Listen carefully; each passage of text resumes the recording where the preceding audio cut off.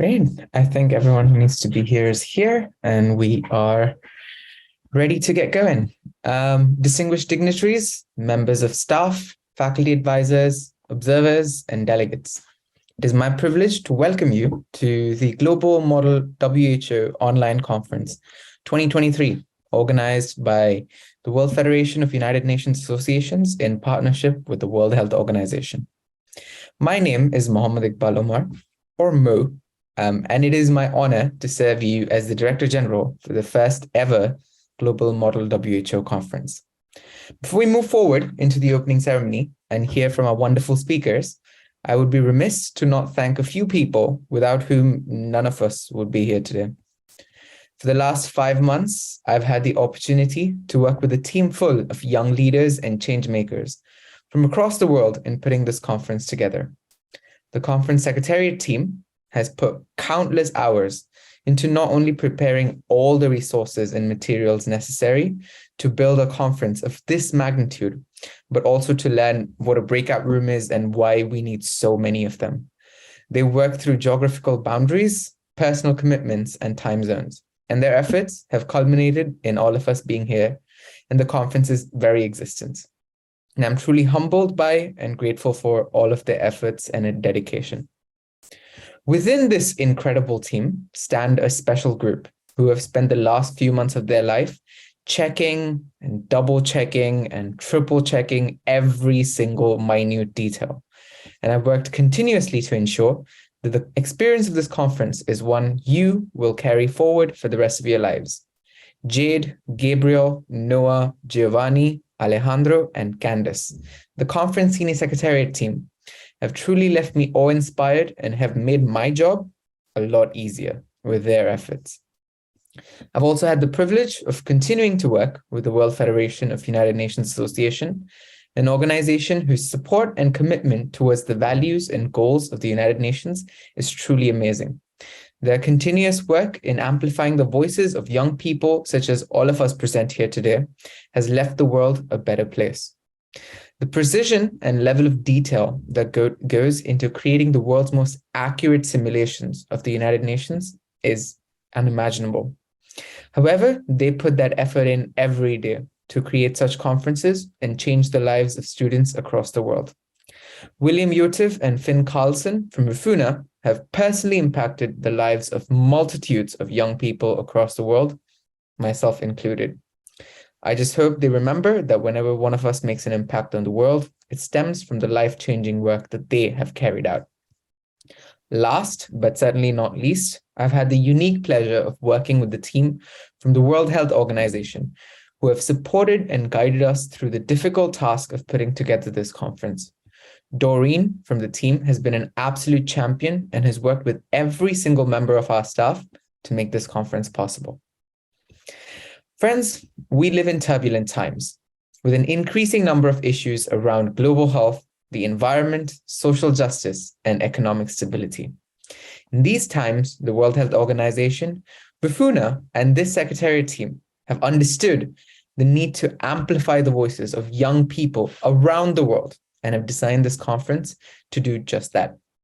And that understanding has driven our efforts and steps in creating a conference that we hope will allow you to deliberate and discuss with the world's most engaging and active young leaders.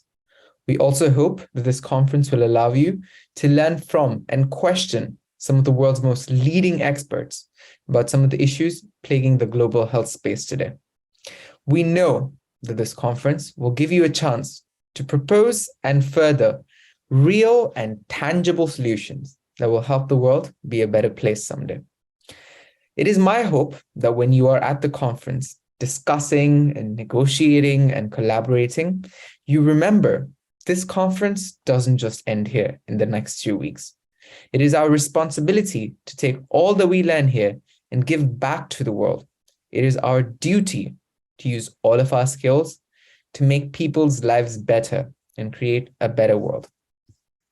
If you take back one thing from all that I have spoken today, and that's going to be a lot, I hope that is this. No one is too small to make a change. 3 years ago, I attended my first WFUNA conference. I was someone who was in the last row at the opening ceremony, not half listening to anyone saying anything, and I didn't understand a word of what was said. But my participation in that first conference led me to change my career, led me to working with 3 governments, 2.5 million children, and in front of you today. I hope that this conference does the same for you, and it changes your life in the same way that my life was changed by my first simulation of the United Nations. On behalf of WFUNA, the World Health Organization, and the Conference Secretariat, let me once again welcome you to the Global Model WHO Conference. I hope you have a great time. I'm now proud to give the floor to my partner in stress for this conference, Jade de Montelembert, the Deputy Director General of the conference, for her address. Thank you, Mohamed, for this wonderful introduction. Welcome everyone to the Global Model WHO online conference. My name is Jade Montelembert. It is an honor to serve as your Deputy Director General for this conference. Also, Mohamed, partner in stress, as he mentioned.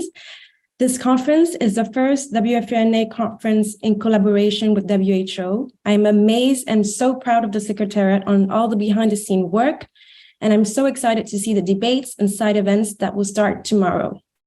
I have been with WFUNA since 2019 as a member of the content team and now part of the Senior Secretariat. I always want to come back because it is such a rich conference in terms of education, professionalism, and the people that you meet, and yet fun. I've met a lot of people that later becomes good friends in life, such as Mo right here. We've known each other for a couple of years now.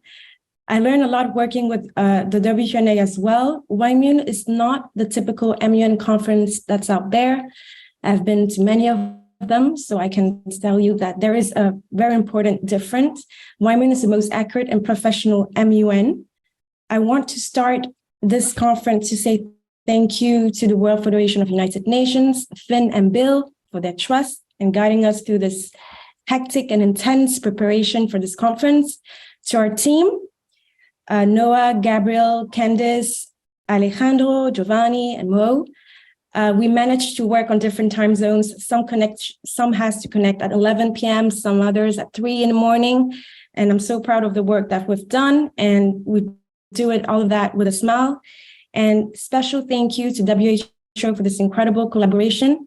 It has been eye-opening working on some contents regarding health in today's world. And now we will begin our opening ceremony with a special message from a man whose leadership guided the entire world through a pandemic and is now at the forefront of the global health agenda. While he could not be present here today, he has sent a video message to address all our delegates who are about to discuss and deliberate on matters of great importance to him and the world. Let us hear the message from Dr. Tedros Adhanom Ghebreyesus, I'm sorry for my pronunciation, the Director General of the World Health Organization.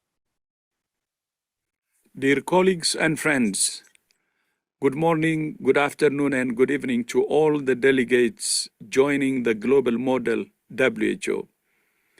We started this as a way of engaging young people from diverse backgrounds in a wide range of global health issues and to generate new ideas and new ways of solving problems.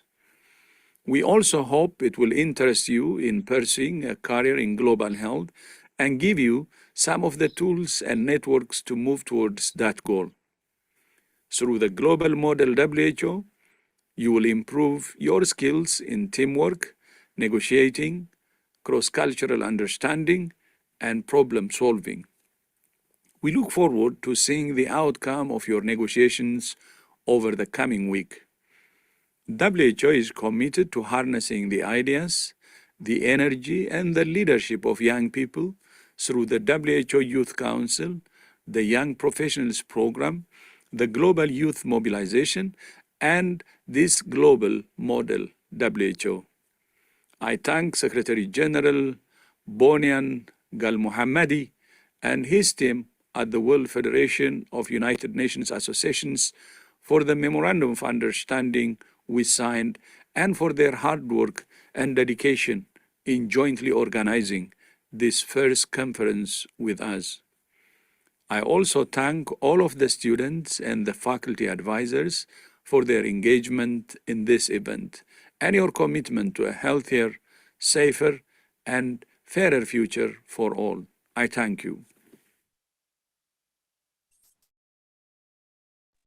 We are humbled by the Director General's message, and we hope this message has helped us remember the impact that you can and do have at the world at large. I'm now proud to introduce a truly amazing person to present his address, Mr. Bruce Aylward, Senior Advisor to the WHO Director General and ADG an interim, External Relations and Governance of the World Health Organization. Bruce joined the WHO in 1992. That's 12 years before I was even born, and has since worked on a multitude of issues leading the global fights against polio, Ebola, and the COVID-19 pandemic. He has since emerged as one of the world's leading voices and champions in the space of global health. He has very kindly taken time out of his busy schedule of changing the world to address us at this momentous occasion today. I'd like to give the floor to Mr. Bruce Aylward. Excellencies, student delegates, and change makers, Director General Mohammed and Deputy Director General Jade. The first thing I want to do is confirm you can hear me, but from the look of the smiles, I think you do. Great. All right, let's kick off. Well, I was going to start, ladies and gentlemen, by thanking Mo for including me in his opening comments when he said, among all of us young people gathered here today, but then he followed that up with a comment about how long I've been working for WHO and clearly tried to disqualify for me from that, from the ranks of you young people, which is fair enough. I also, by the way, wanted to thank Jade, because Jade, I think among all the great comments that you made, the one about having fun while we do this as well is so important, because we deal with big, heavy, weighty issues in the United Nations, in the World Health Organization. We've had a very, very tough 3 years with the pandemic, and you've all lived that. But at the same time, if you're not enjoying yourselves and having fun, that's what has to anchor life at some level. So thank you for emphasizing that, Jade.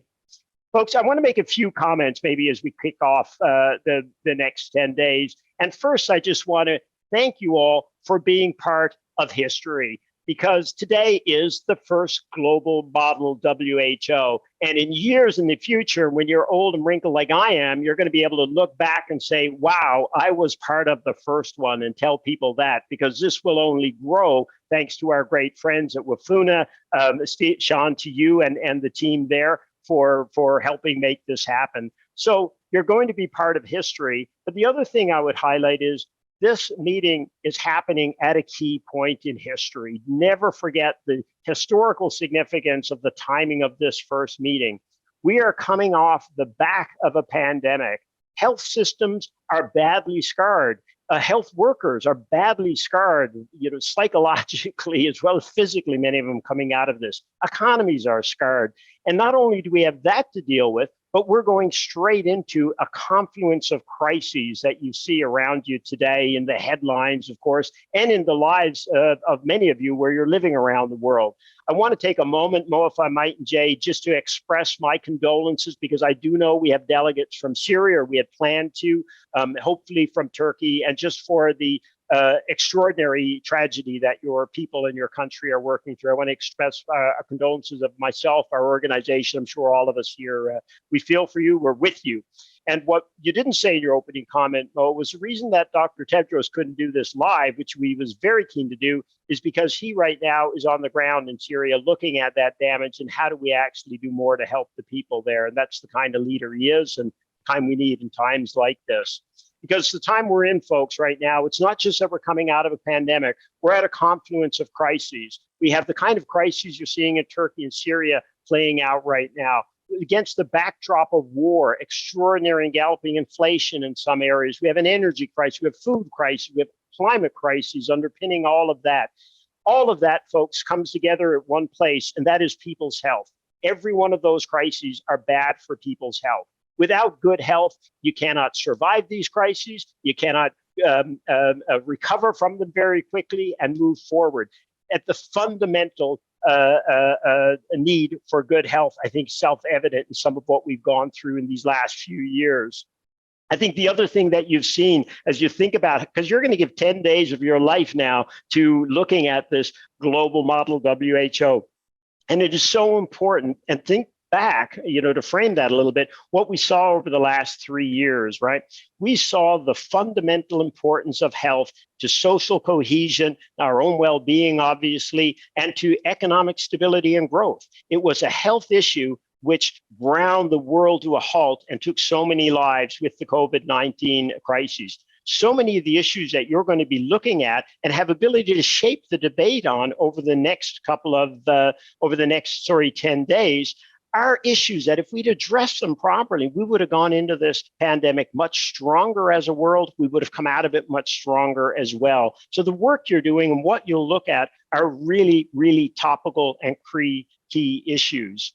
This is a key year, of course. It's a key point in history, not just as a date when you're meeting, but because from now, as we come out of the pandemic, everybody's kind of thinking we need a new world order for health to make sure that we have stronger systems as we go forward, better ability to react to crises in the future, better ability to take care of the most vulnerable, whether folk with disability, older populations, et cetera. All topics that are part of the issues that you guys are going to debate over the coming 10 days. You're right at the heart of the key issues.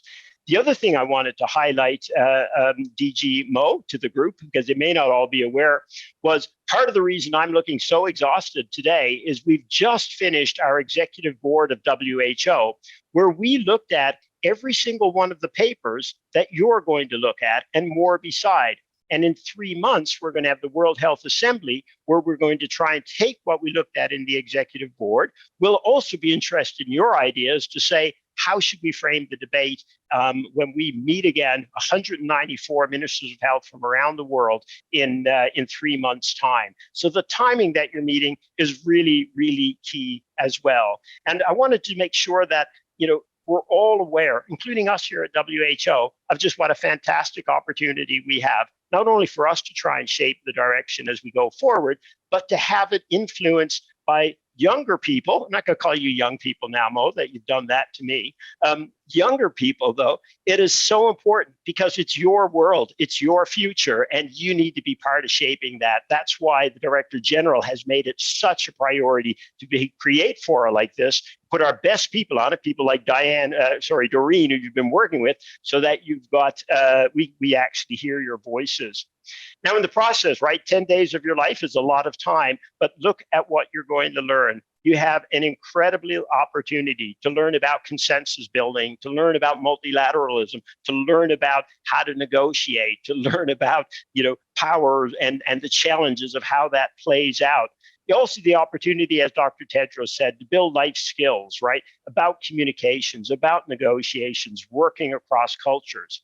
I've been in this job for 30 years, as Mo gave away in his opening comments. And had I had the opportunity that you have over the next 10 days, I would have been much, much better at my job, and I would have had a better running start at it. This is a fantastic opportunity that you have. And again, thanks to our colleagues at WFUNA for making it happen. I would encourage everybody, if I can take a couple more seconds here, Mo, just take advantage of everything. The simulations are wonderful. The background documentation is real. What you're going to do is very, very real, though we call it simulations. Take advantage of that. Take advantage of the side sessions. We have fantastic talent here at WHO. They love to interact with younger people. They love to hear your ideas. They love to be challenged. A lot of them are my staff, so challenge them really hard, okay? But go to the side events, be part of it, and learn, because there's a great diversity of stuff.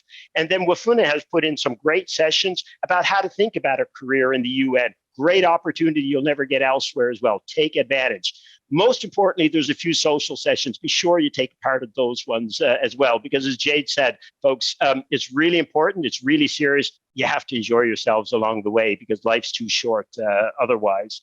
So please take advantage of everything. And in my last few words, what I want to say, first of all, and foremost is thank you. I want to thank WFUNA. I have to thank you, Sean, and your incredible team. What you do for the world is so important. It's so unseen. You're so modest. Just thank you again and again and again from our side. I want to give a special thanks to the 29 students. I'm not going to read the long list. I was going to. I wanted to know your names, who actually have spent the past months and weeks trying to put this together, the fabulous program that you have in front of you, and the fabulous speakers that you have. But huge congratulations, folks. You have some real talent among you who've done some really great work to do that. You'll meet a lot of them as chairs and vice chairs in the simulations as we go forward. So thank you, folks. It's because of you.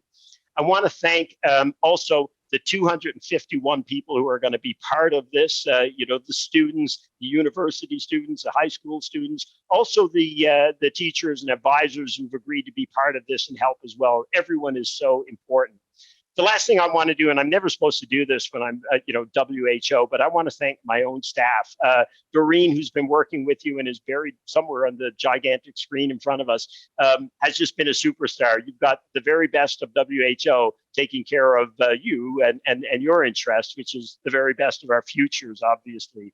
So please, jump in, have a wonderful 10 days, challenge us, our organization, with your work. Take it seriously, because the resolutions mean something. They're important. We will be looking, and the Director General is very, very interested to see the outcomes of this, as am I.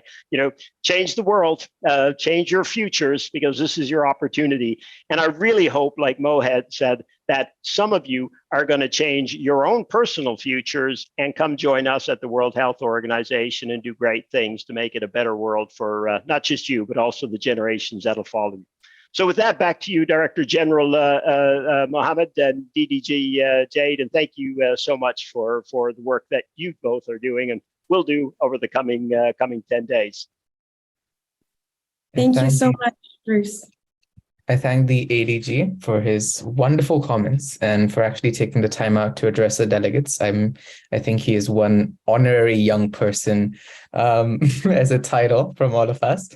But I'm sure your words have invigorated our delegates and will guide them with the spirit of consensus and cooperation over the next few days.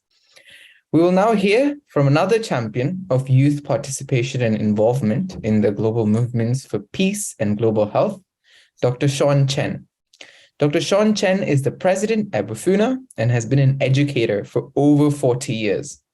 He is also the president-elect of the International Association of University Presidents. He's here with us today to share his words, and I'd like to give him the floor. Thank you, Mo. What an inspiring speech from Bruce, and I'm so impressed. Thank you so much. Dear Assistant Director General Bruce, dear Remu, dear students, dear teachers, dear observers, dear staff, it is my pleasure to welcome you to the first ever global model WHO on behalf of the World Federation of United Nations. There are about 250 participants gathering from 43 countries, spanning all corners of the world at this historic conference. Simulation of United Nations are older than the United Nations itself, with the first ever model UN taking place all the way back in 1943. Ever since it has evolved into one of the largest educational extracurricular activities, with hundreds of thousands of students participating in a simulation each year. Through this simulation of the World Health Assembly, WFUNA and the WHO are able to offer you not just the most accurate simulation of the WHA, but also offered a unique opportunity to students who are pursuing degrees in medicine, pharmacy, nurse, global health, or a related field to learn more about the world's leading health agency. I'm very passionate about education. Just like Mo was introduced, I'm currently serving as president of a university I founded. So I do not want to fail to emphasize the other educational benefits the global model WHO offers. Over the next 10 days, you will not just learn more about WHO, but also hone your negotiation writing and public speaking skills, while also improving your intercultural understanding and make a new friends from around the world. Besides your discussion, you will also have the opportunity to attend a week of exciting, insightful, and engaging side events. You will hear from WHO staff, participants in career development sessions, and develop your soft and hard skills. During our numerous skill building workshops, I encourage you to participate in as many events as possible to fully maximize your global model WHO experience. I want to end by thanking the World Health Organization for working with WFUNA on this special conference. It has been a pleasure to work with you in the lead up of this conference, and we are so excited to be making history with you through this conference. We are also looking forward to continuing this partnership and hosting many, many more editions together in the future. Participants, I invite you to go into your sessions with the spirit of cooperation and work together to find a solution to the pressing issues you'll discuss. Youth like yourself are our future, so your input of those issues is crucial. I wish you the best luck for your discussion and look forward to seeing more results. Thank you so much. Thank you so much, Dr. Chen, for your words and for your support for this conference. I will now introduce our next speaker. I just have a little, okay. So our next speaker, she was not able to be here, but she sent us a video. I will just say a few words about her, which is very impressive. Her name is Jayatma Wikramanayake. I'm sorry for the pronunciation. She was appointed as the UN Secretary General Envoy on Youth in June 2017 at the age of 26. In this role, Jayatma works to expand the UN's youth engagement and advocacy efforts across all 4 pillars of work: sustainable development, human rights, peace and security, and humanitarian action, and serve as a representative of an advisor to the Secretary General. She has played a key role in transforming the youth development sector in her home country, Bangladesh. She's not able to be with us today, but kindly sent her message to us by video. We will watch her video message now. Colleagues, friends, greetings from New York. My name is Jayatma Wikramanayake, and I am the United Nations Secretary General's Envoy on Youth. Thank you to the organizers for the invitation to join you for this important event. Our world is in distress. We continue to face a multitude of interconnected crises, including the ongoing COVID-19 pandemic, escalating conflicts, the climate crisis, rising inequalities, and a breakdown in social and political trust. Amidst such complex challenges, it is tempting to favor short-term development priorities. But we cannot continue to sacrifice our collective future for short-term profit and political gain at the expense of the longer-term impacts on people and the planet. Ad hoc efforts are not enough. We urgently need results at scale. Today's young generation simply cannot afford to wait. We are at an inflection point in history, the halfway mark to rescue the Sustainable Development Goals and get us back on track to building a better world that leaves no one behind. If we want to succeed in steering our world towards a better future and achieving the 2030 Agenda for Sustainable Development, then we need a new outlook, a new approach, and a jump start for progress everywhere. And most importantly, we need to do it together. All of you here today give me immense hope that this is an achievable reality. The world today is home to the largest generation of young people in history. With more than half of the world's population under the age of 30, they represent the greatest opportunity we have for delivering progress, not just for young people, but for everyone, everywhere. We already have the knowledge and the resources to achieve the global goals. Young people have the energy, expertise, and ingenuity to make this vision a reality. As you may know, a core part of my mandate is to bring the United Nations closer to young people and young people closer to the United Nations. The greatest tool I have to do this is Youth 2030, the UN's first ever system-wide strategy on youth. It envisions a world in which the human rights of every young person are realized, a world that ensures every young person is empowered to achieve their full potential, and a world that recognizes young people's agency, resilience, and positive contributions as agents of change. We have seen some significant progress on these fronts over the recent years, but we still have a long way to go to ensure better youth representation and participation across the board.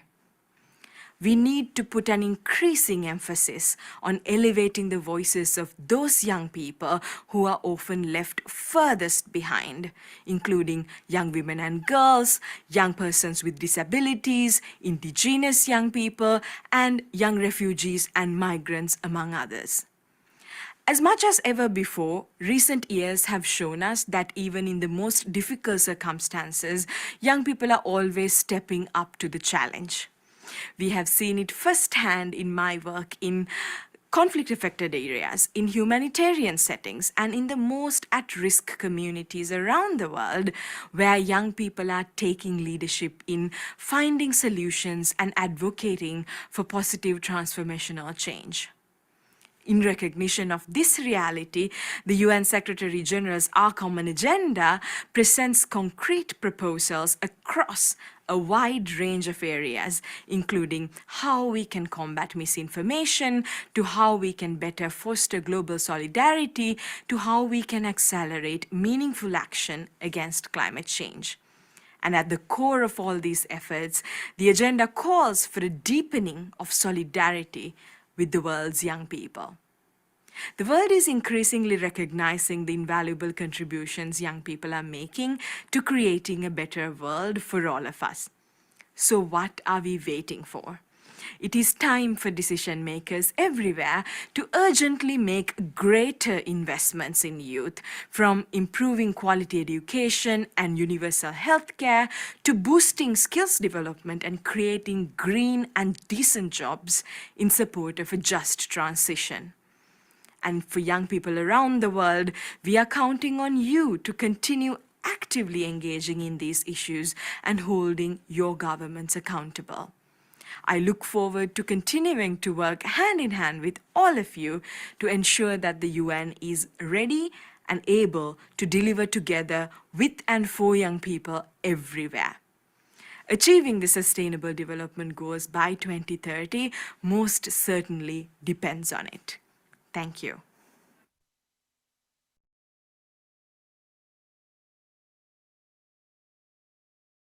Wonderful. We want to say thank you so to Ms. Jatma, if ever she's watching this YouTube Live later, for her wonderful message. Finally, I'm happy to introduce Dr. Rimu Bayadia, who joined WHO as part of the first cohort of the Young Professional Program in 2022. Prior to joining WHO, she supported food and nutrition assistance programs to Rohingya refugees in Bangladesh and displaced population in Ukraine with the United Nations World Food Program. Previously, she worked on maternal and child health and nutrition interventions in rural areas in Bangladesh with BRAC, an international development organization based in Bangladesh. She holds a bachelor in public health from Asian University for Women and a master in international health and tropical medicine from University of Oxford. I would like to give the floor to Dr. Rimi Biadia. I'm sorry for the pronunciation again. Thank you so much, Jade. Can you please confirm whether you can hear me okay? Great. Thank you so much for your kind introduction. It is my absolute pleasure to address the first ever global model WHO as a part of the young professional. So you have already heard from the Director General, Dr. Tedros, that WHO has recently launched Young Professional Program, and I joined WHO along with other 13 amazing and talented young professionals from 13 different countries. So I can exactly remember what it was like to sit in your seats and the hard work that goes into preparing for these conferences, because I was fortunate to be part of the Model United Nations, Model UN, as a university student a couple of years back, not too long ago, which really gave me perspectives about the global issues and also how decisions are made. And I'm sure among many other contributors which actually helped me to pursue a career in the global health and to be where I am today, really helped me. So this experience really helped me. So it's really wonderful to see many of you taking an interest in global health. And I'm sure many of you will choose a career in global health. And many of you will actually choose to do something quite different. But no matter what you choose to do, I'm sure the experience you gain from the first ever global model WHO will give you invaluable experience. So when I was actually thinking about prepping for this speech, I was thinking what could be useful for the young delegates who are joining today. So I thought, although I was not fortunate enough to join the global model WHO, but I would share a few skills that I have learned and acquired that actually helped me throughout my career so far with you today. So I would like to talk about three key things. First, while I've participated in the Model UN, I realized at that time I was only aware of the challenges that my country was facing or the country I was representing was facing. But coming to the Model UN, the simulation, it really gave me a broader understanding of the global issues each country was facing and the magnitude and the type of the challenges. So I'm really hoping over the next few days, over the coming week, you will get to see the spectrum of global health challenges each country is facing and the diversity of it.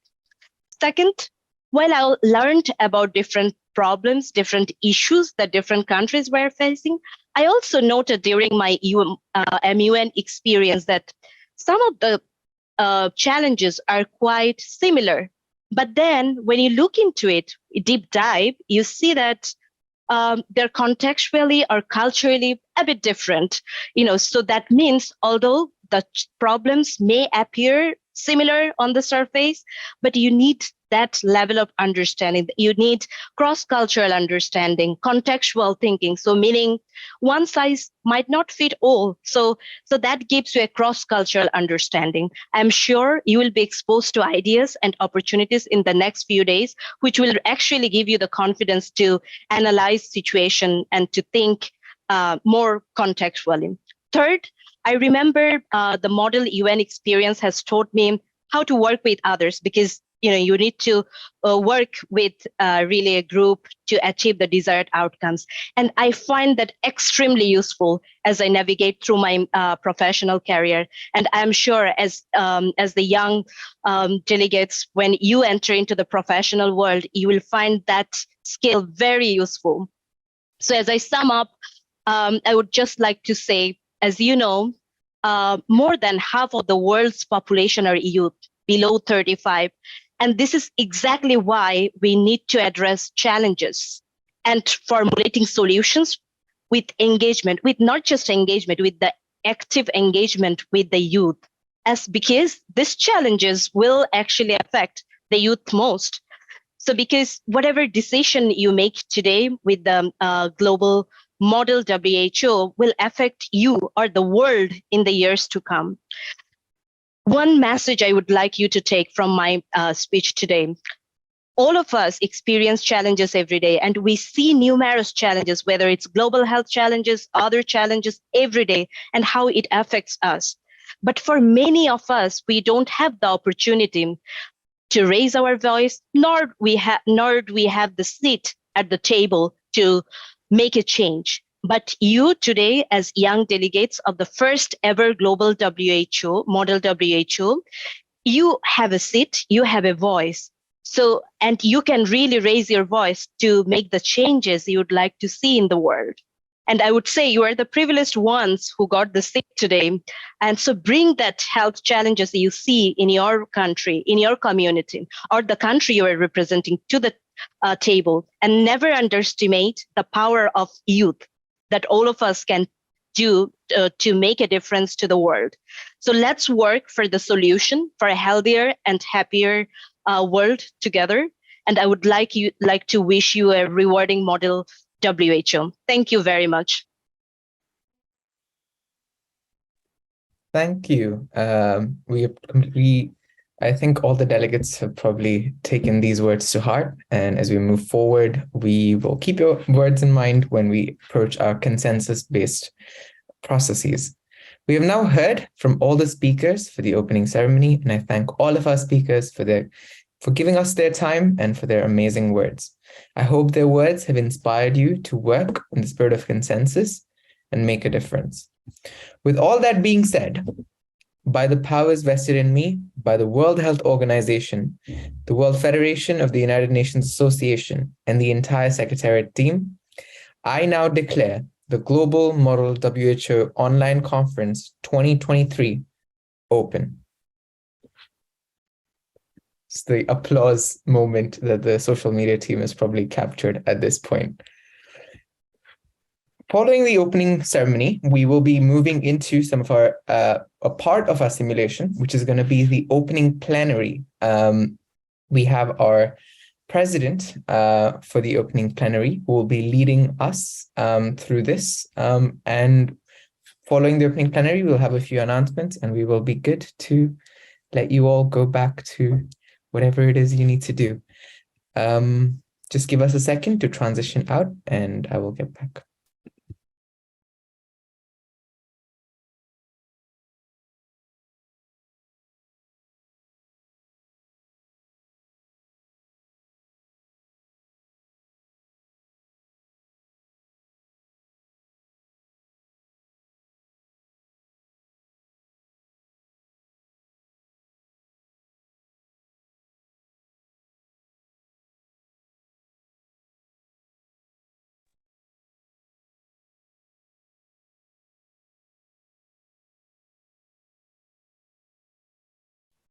Hello, everyone. I will be acting as the president of this opening plenary.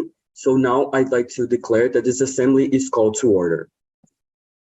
Your Excellencies, honorable ministers, ambassadors, delegates, Director General, I should like to thank this august assembly for their trust in selecting me as the president of the first global model WHO World Health Assembly. The work that will be done during the days of this conference are crucial for the advancement of health conditions worldwide. The COVID-19 pandemic took health systems to their limits and worsened global public health issues that have plagued humanity for years. The challenge we now face are far greater than many of us have ever experienced in our lifetimes.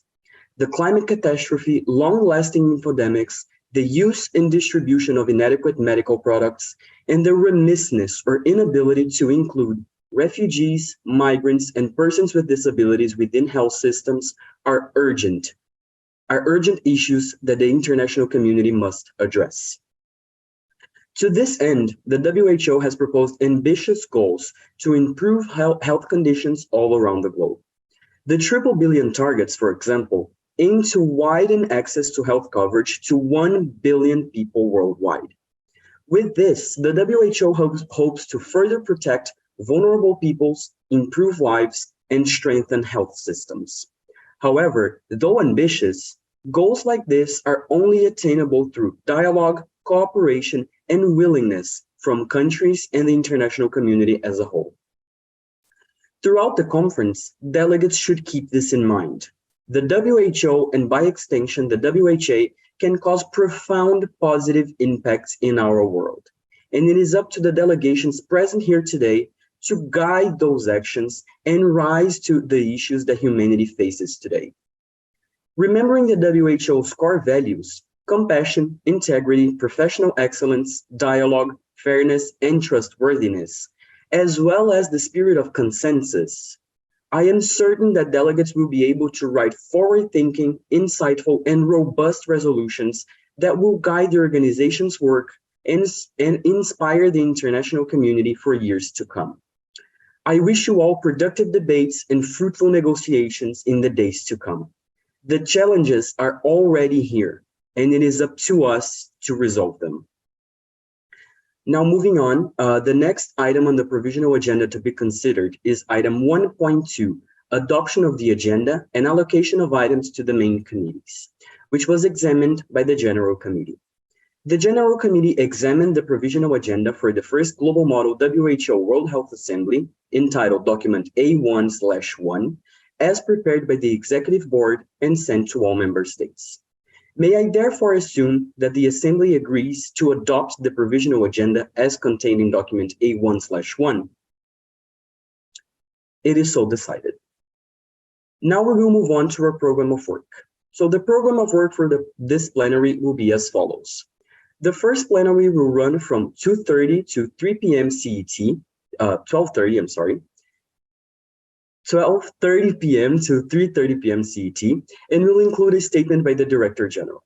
Then tomorrow, committees 1, 2, 3, 4, and 5 will hold their first meeting from 8 to 11 CET, their second meeting from 1 p.m. to 3 p.m. CET, their third meeting on the 12th of February from 8 to 11 CET, and their fourth meeting also on the 12th of February from 1 p.m. to 3 p.m. CET. The fifth meeting will be held on the 18th of February from 8 to 11 CET. The sixth meeting will be held on the 18th of February from 1 p.m. to 3 p.m. CET.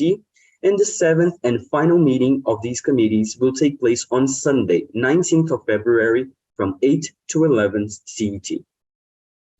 Following the conclusion of the seventh meeting of committees 1 through 5, the second and final plenary will take place on the 19th of February from 12 to 12:15 Central European Time. The program of work for committees 6, 7, and 8 is as follows. These committees will hold their first meeting tomorrow from 4 p.m. to 7 p.m. CET, and their second meeting will also happen tomorrow from 9 to 11 p.m. CET. Their third meeting on the 12th of February from 4 to 7 p.m. CET, and their fourth meeting also on the 12th of February from 9 to 11 p.m. CET. These committees will hold their fifth meeting on the 12th of February, on the 18th, of February from 4 to 7 p.m. CET, their sixth meeting on the 18th of February from 9 to 11 CET, 9:11 p.m. CET, and their seventh and final meeting on the 19th of February from 4 to 7 p.m. CET. Following the conclusion of the seventh meeting of committees 6 through 8, the second and final plenary will take place on the 19th of February from 8 to 8:15 Central European Time. I would like to remind the delegates of the importance of being punctual to the committee sections. You will be discussing many complex issues during the days of the conference, and so it is imperative that you are all present in your committees at the indicated times. We can now move on to item 3 of the agenda, addressed by the Director General. I have the pleasure of giving the floor to the Director General of the Global Model WHO 2023, Mr. Mohammed Iqbal Omar.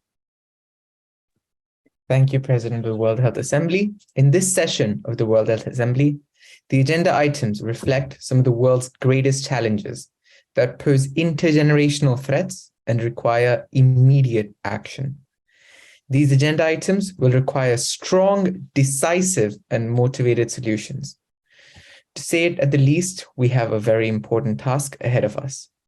Your discussions over the next few days will reflect the global efforts towards solving these issues and will hopefully move us all towards the right solutions.